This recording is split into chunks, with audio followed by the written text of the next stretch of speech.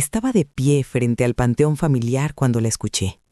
Una risa infantil, clara, luminosa y completamente fuera de lugar en medio del silencio sepulcral del cementerio de la Almudena. Hacía un frío cortante, de esos que te calan los huesos, típico de las mañanas de noviembre en Madrid. Habían pasado exactamente 4 años desde el día en que perdí a mi primogénito, Mateo.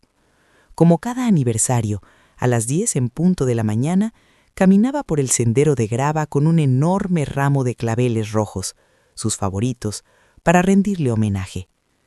Mateo no solo era mi hijo, era el heredero perfecto del Grupo Navarro, nuestro imperio de bienes raíces y viñedos. Un hombre cálido, brillante, al que el destino me arrebató demasiado pronto en un trágico accidente de coche. Mi chofer se había quedado atrás, respetando mi soledad. Mis pasos se ralentizaron al acercarme a la imponente estructura de mármol blanco y hierro forjado que guardaba los restos de mis antepasados. Pero antes de poder depositar las flores, me detuve en seco. Alguien se me había adelantado. Detrás de un viejo y solemne ciprés había una mujer joven sentada sobre una manta rústica extendida frente a la placa de Mateo. Llevaba un abrigo de lana modesto, pero todo en ella denotaba una dignidad silenciosa. A su lado, un niño pequeño saltaba sobre sus rodillas, contándole una historia animada a la fría lápida de piedra. Y entonces, Rocco fue muy valiente. No lloró nada cuando el médico le puso la inyección, decía el pequeño con una voz llena de entusiasmo. Mi corazón de madre se detuvo de golpe. El aire pareció abandonar mis pulmones. El niño tenía entre sus manos un viejo oso de peluche azul, con una oreja ligeramente descosida. Yo conocía a ese oso. Era Rocco, el mismo oso que yo le había regalado a Mateo en su 5º cumpleaños, el que conservó en su estantería hasta el día de su muerte. Pero no fue el juguete lo que me hizo agarrarme al tronco del árbol para no caer. Fue el rostro del niño. Cuando se giró ligeramente, vi los inconfundibles ojos color avellana de los Navarro, la misma inclinación en las comisuras, el mismo hoyuelo al sonreír que tenía mi Mateo.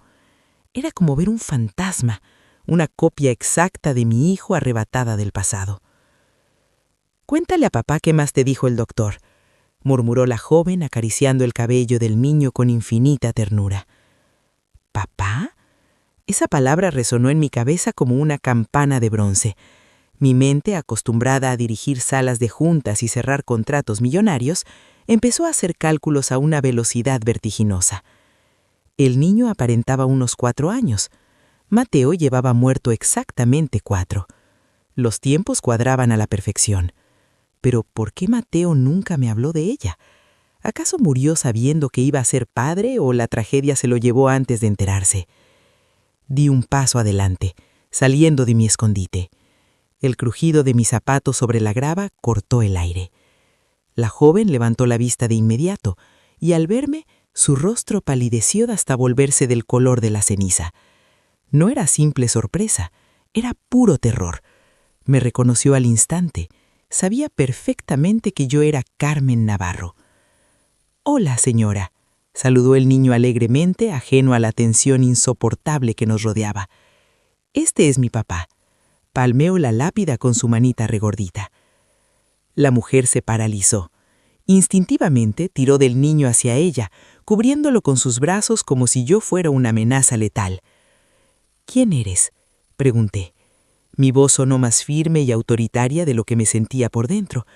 Mis ojos no podían apartarse del rostro del pequeño. «Ese niño tiene los ojos de mi hijo, y ese es el oso de mi hijo». «Lo siento», susurró ella, con la voz quebrada, sus manos temblando mientras apresuradamente recogía sus cosas. «No debimos venir. Tenemos que irnos», jugó. «Espera, por favor, no te vayas». Di un paso más, sacando una tarjeta de presentación de mi abrigo de diseño. «¿Eres su madre? ¿Cómo te llamas?» «Lucía», dijo ella, casi sin hálito, retrocediendo hacia el sendero. «Lucía Morales, y no necesitamos nada de usted, señora Navarro. Déjenos en paz». «Pero mami, no terminé de contarle a papá». se quejó el pequeño, confundido, mientras era arrastrado lejos de allí. «Adiós, señora», me gritó, agitando la patita de Rocco en el aire.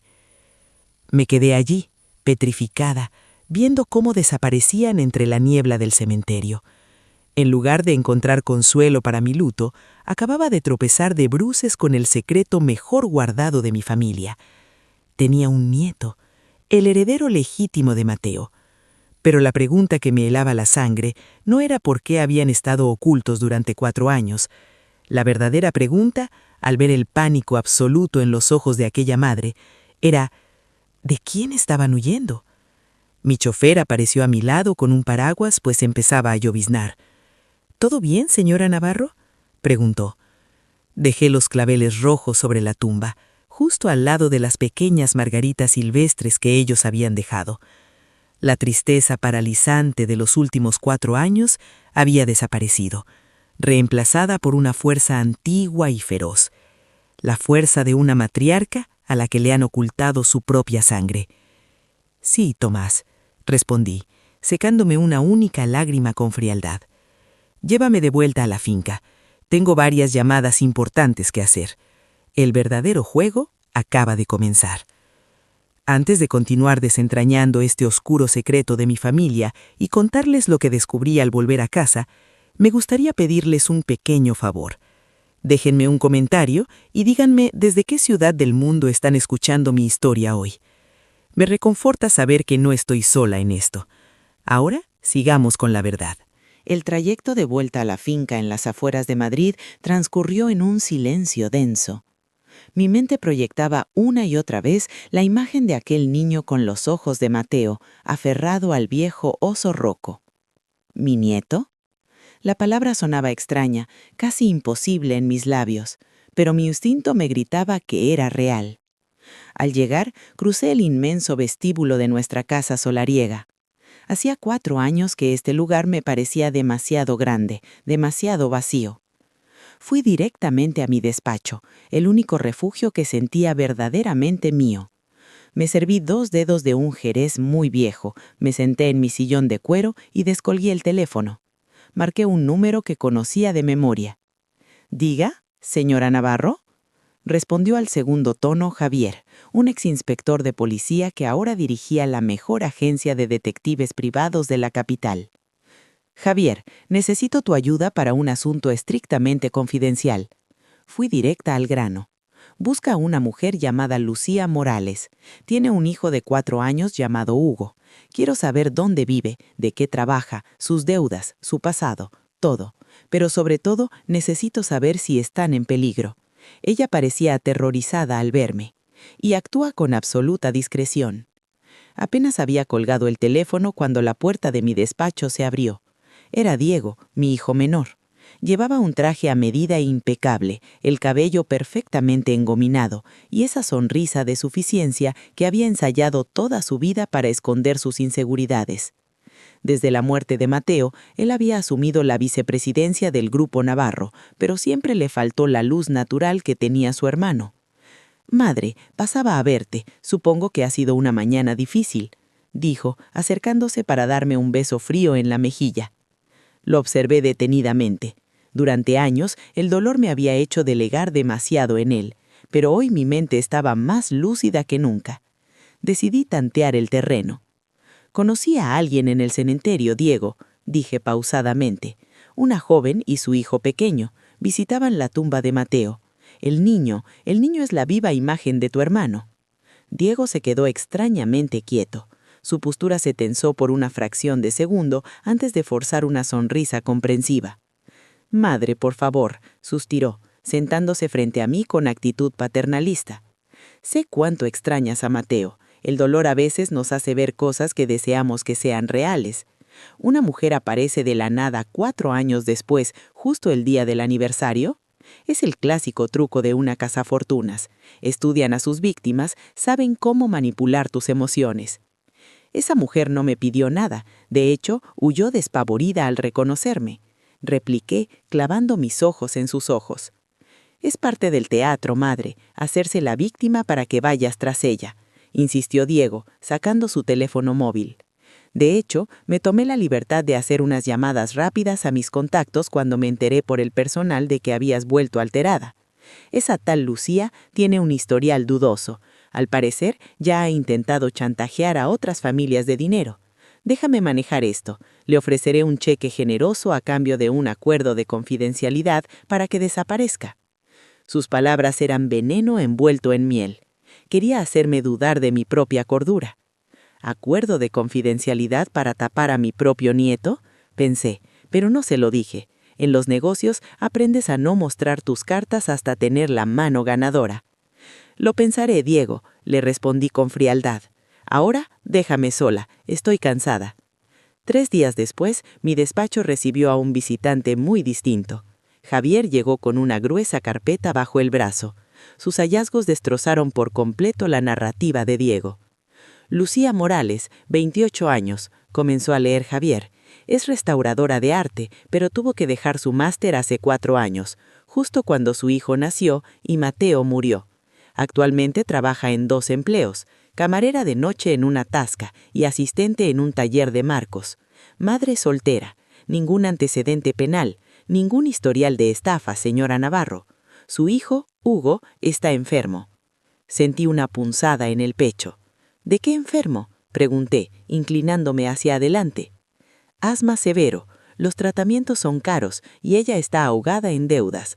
Tiene un aviso de desahucio para fines de este mes en un piso ruinoso en Vallecas.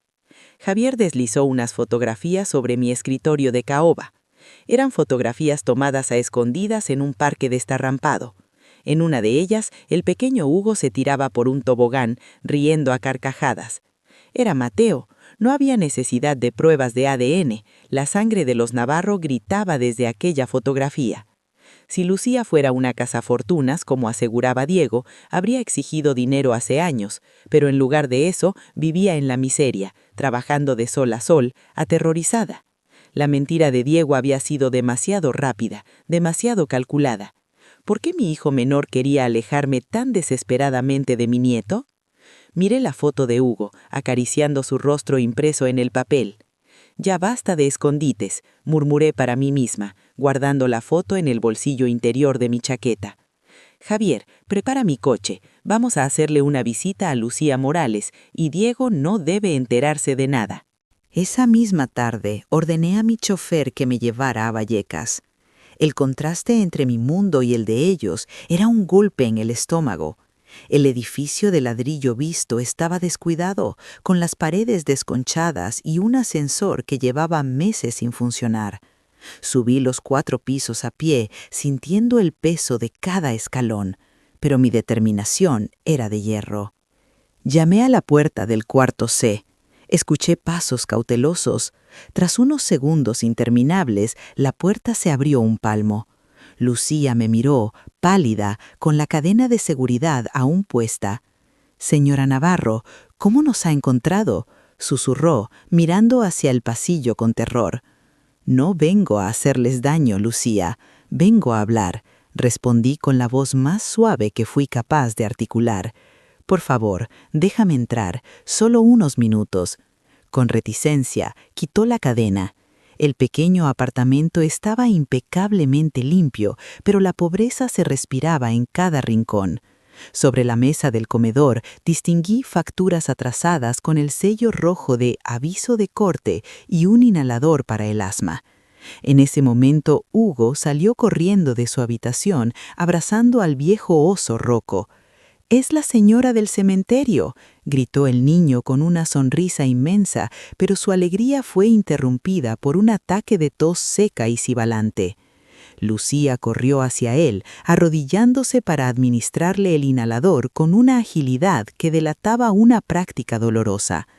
Miré el aviso de desahucio, miré al niño tosiendo, y tomé la decisión que cambiaría el rumbo de nuestra historia.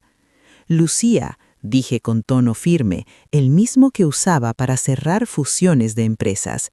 «Sé que tienes miedo, no sé exactamente de qué o de quién huyes, pero sé que ese niño lleva la sangre de mi hijo Mateo.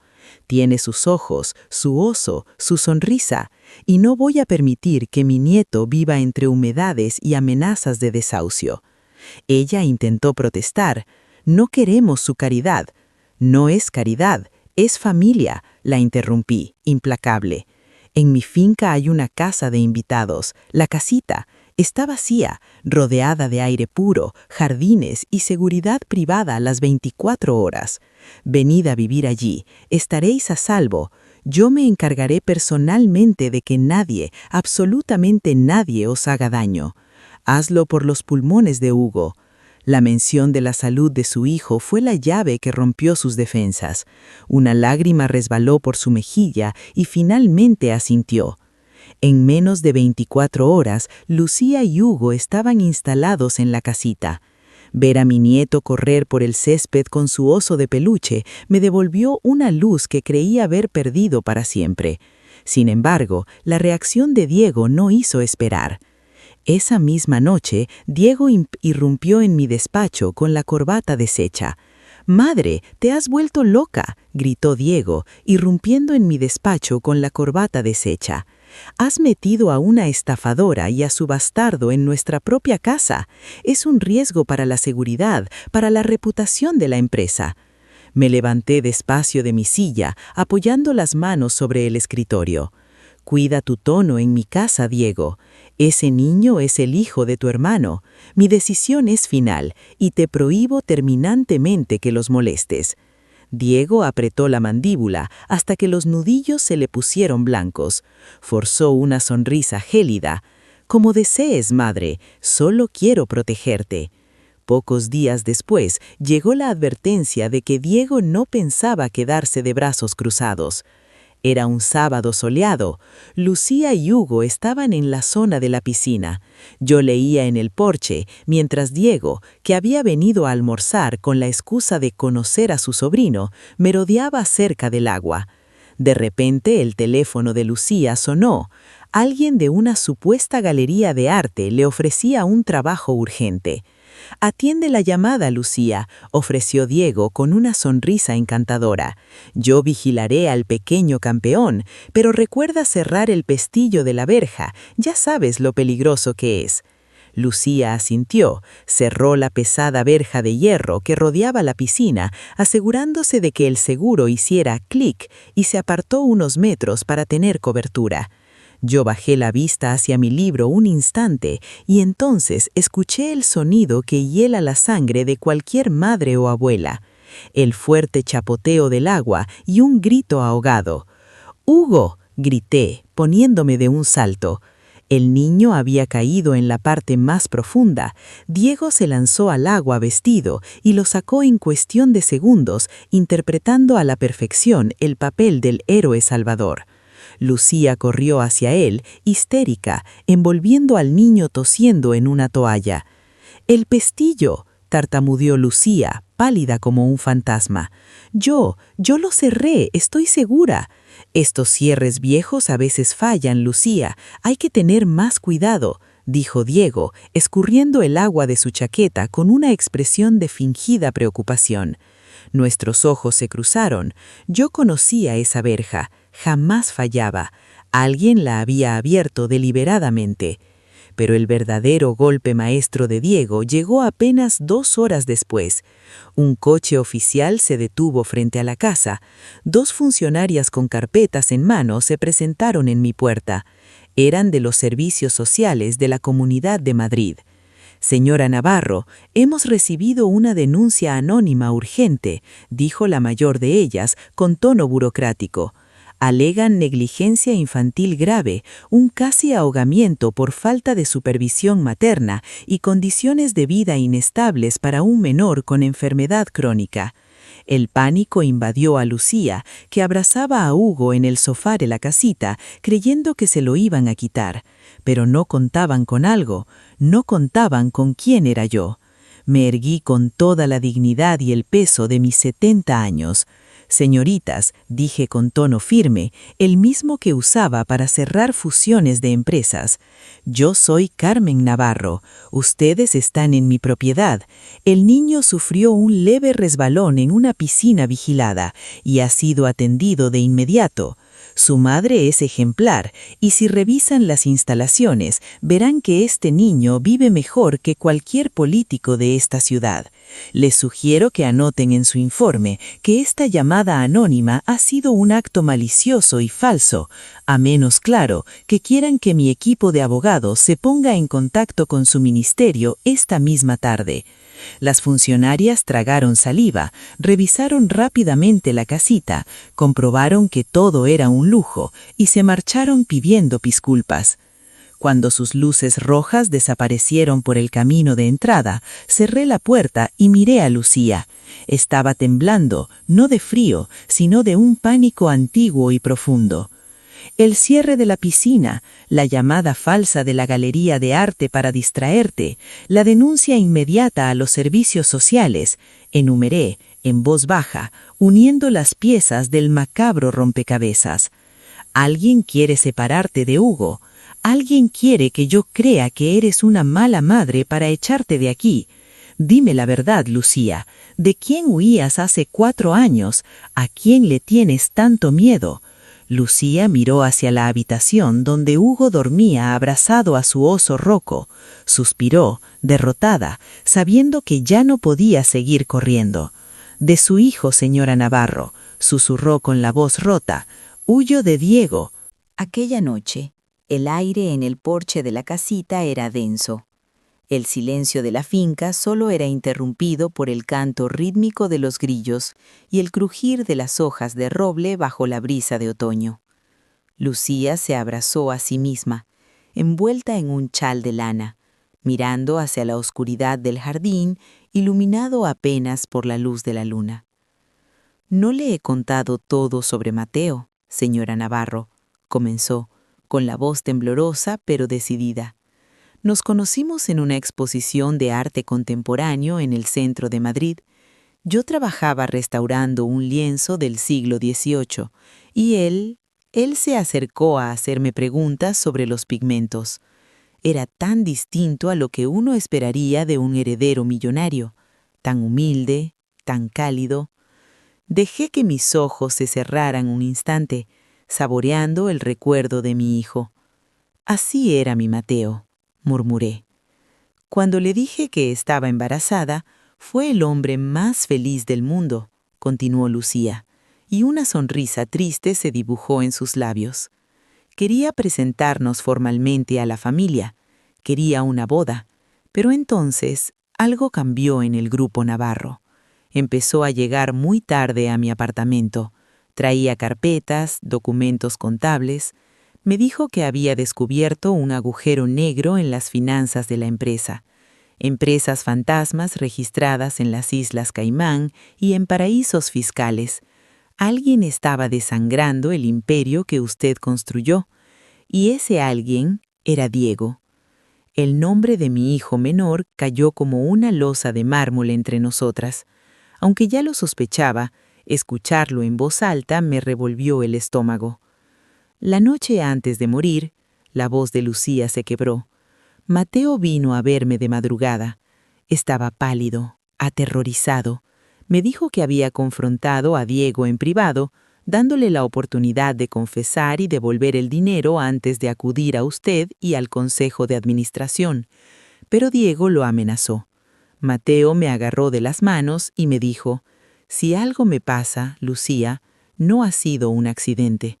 Coge a nuestro hijo y huye. No confíes en nadie, y menos en mi hermano».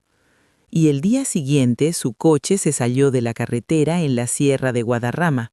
Completé la frase, sintiendo un frío sepulcral recorriéndome la espina dorsal. «Un fallo en los frenos», dijo la policía. «Dios mío, Diego mató a su propia sangre». Lucía rompió a llorar en silencio. «Por eso huí. Cambié de piso 4 veces el primer año. Trabajé en negro, sin dejar rastro en la seguridad social. Solo me sentía a salvo en el cementerio porque sabía que Diego jamás pisaría la tumba de la persona a la que asesinó. Me levanté de la silla de mimbre y caminé hasta la barandilla del porche. El dolor se estaba transformando rápidamente en una furia fría y calculadora. Hace unos días, Después de que el investigador me trajera el informe sobre ti, registré el antiguo despacho de Mateo en la casa principal. Le revelé. Conozco a mi hijo. Sabía que no se iría sin dejar pruebas. Encontré un cajón con un doble fondo y dentro un disco duro encriptado, pero no he podido abrirlo. He probado fechas de nacimiento, nombres, pero nada funciona. Lucía, piensa con cuidado. ¿Mateo te dio algo más esa última noche? ¿Dijo alguna otra frase extraña? Lucía frunció el ceño limpiándose las lágrimas. Antes de irse me entregó a Rocco, el viejo oso azul. Llevaba semanas reparándole una de las orejas con hilo y aguja, muy concentrado. Me lo puso en las manos y me dijo, «Nuestra promesa y la verdad siempre estarán a salvo en Rocco». Pensé que hablaba en sentido figurado, de protección emocional para el bebé. Mateo nunca hablaba en metáforas cuando se trataba de negocios, dictaminé, sintiendo un latido de adrenalina pura. Vamos a la habitación del niño. Ahora. Entramos de puntillas. Hugo dormía plácidamente, respirando normalmente, aferrado a su oso azul. Con sumo cuidado, Lucía deslizó el peluche entre los brazos del niño y salimos al salón bajo la luz de una lámpara de pie. Tomé al oso en mis manos. Mis dedos, desgastados por los años, recorrieron la suave tela hasta llegar a la oreja izquierda. Allí estaba. Las puntadas no eran de fábrica. Mateo había cosido un pequeño bolsillo oculto usando un hilo de un tono azul ligeramente más oscuro. «Trae unas tijeras», susurré. Con pulso de cirujano, corté el hilo. Dentro del pequeño compartimento, mis dedos rozaron algo sólido. Era un minúsculo trozo de papel doblado sobre sí mismo varias veces. Lo desdoblé bajo la luz cálida de la lámpara. Era la caligrafía inconfundible de mi Mateo. Pero no era solo una serie de números aleatorios. Mi hijo era demasiado brillante para eso. Escrito en tinta negra, había un verso. La luna vino a la fragua con su polizón de nardos. Debajo de la frase, una secuencia alfanumérica compleja. Lucía me miró, confundida. ¿Qué significa eso? Sentí que las lágrimas, esta vez de orgullo, asomaran a mis ojos. Es Federico García Lorca, el romance de la luna, le expliqué con la voz anudada en la garganta. Cuando Mateo era un niño y tenía miedo a las tormentas, yo me sentaba al borde de su cama y le recitaba el romancero gitano hasta que se quedaba dormido. Él sabía que Diego jamás leería poesía. Sabía que solo yo, su madre, reconocería el verdadero significado de este papel. Apreté el trozo de papel contra mi pecho, sintiendo el abrazo invisible de mi hijo a través de la muerte y el tiempo. Mateo me dejó la llave, y con esa llave yo iba a destruir el imperio de mentiras que Diego había levantado sobre la tumba de su propio hermano. Dejé a Lucía y al pequeño Hugo descansando en la casita y caminé de regreso a la mansión principal.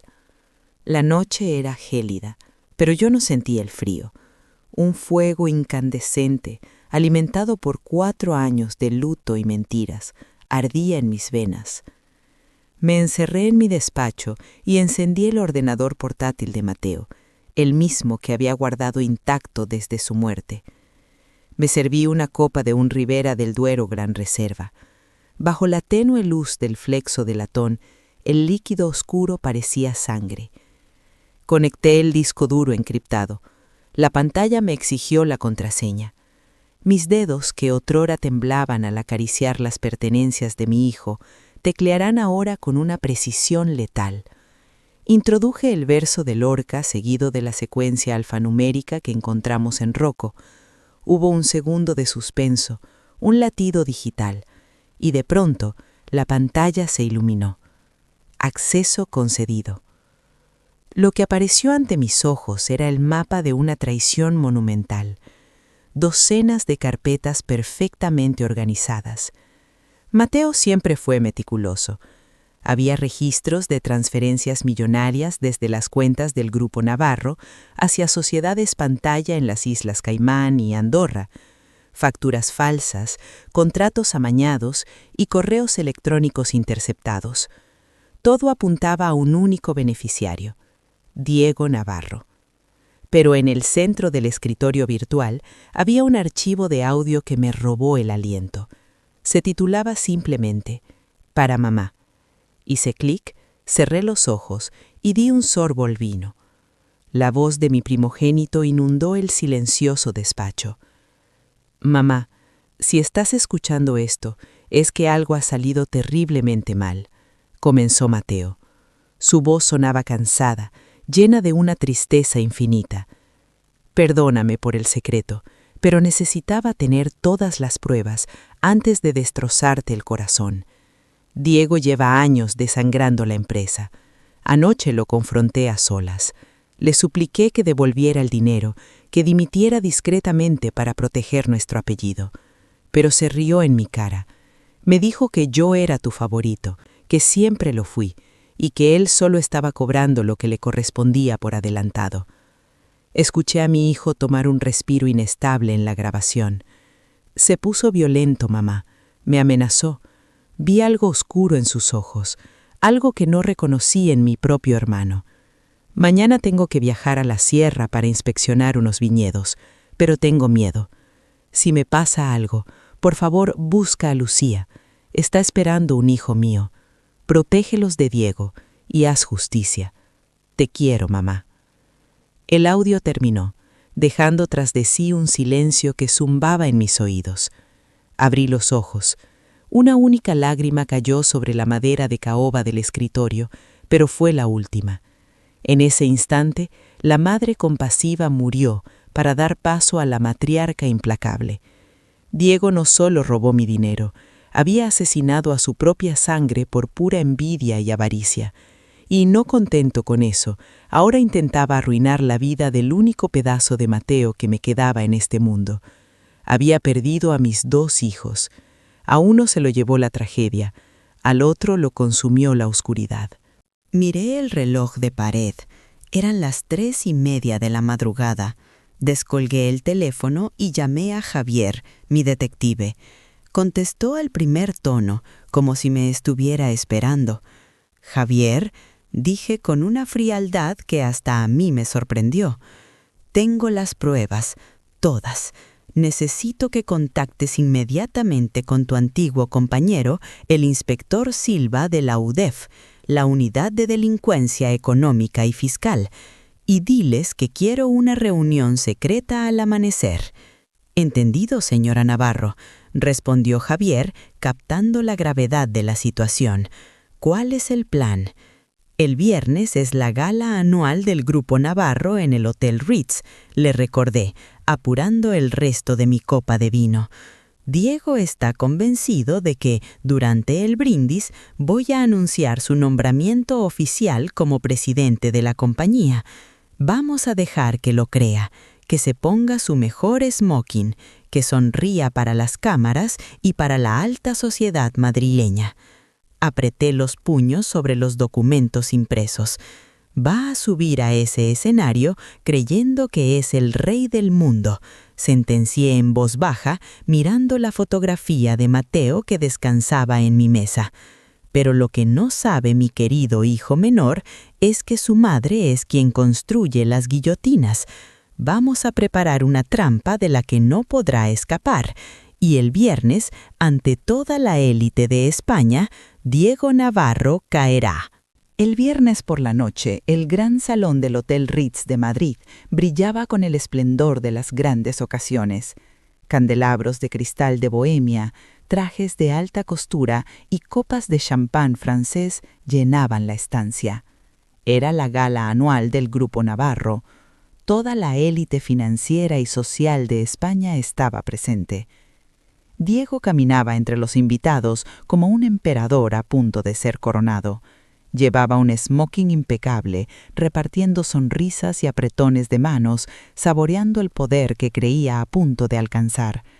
Estaba convencido de que, al final de la cena, yo subiría al estrado para anunciar mi jubilación y su nombramiento como presidente absoluto. Cuando llegó el momento del brindis, el tintineo de los cubiertos contra las copas silenció el salón. Subí al escenario con paso lento pero firme. Me situé frente al micrófono, mirando a las cientos de personas que aguardaban mis palabras.